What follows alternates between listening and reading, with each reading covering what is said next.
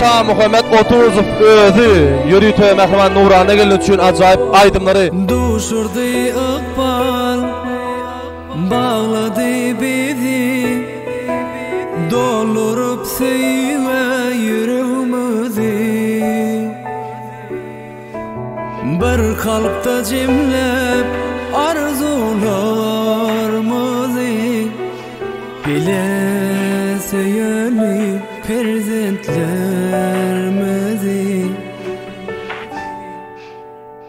nuru beslemeden ömrümü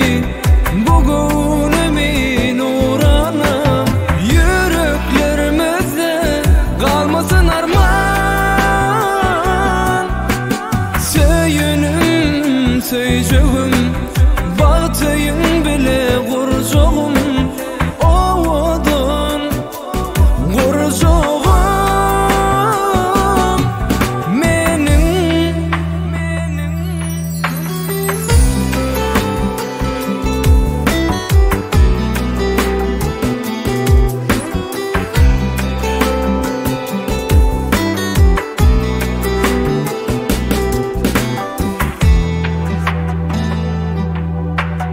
alıp apata ata elinden hoş geldin kadamın mübarek gülüm kalmasın arman hiç kaçan yüreğimizde söyledi yaşa bu durmuşsa her gün nuru beslemeden ömrümü bugünümü nurana yüreklerimizde kalmasın arman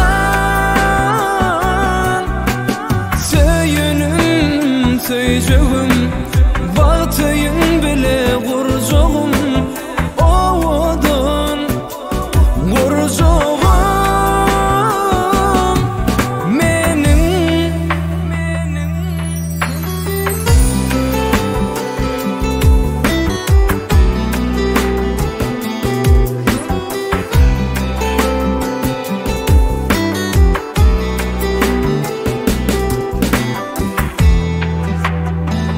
nuru beslemeden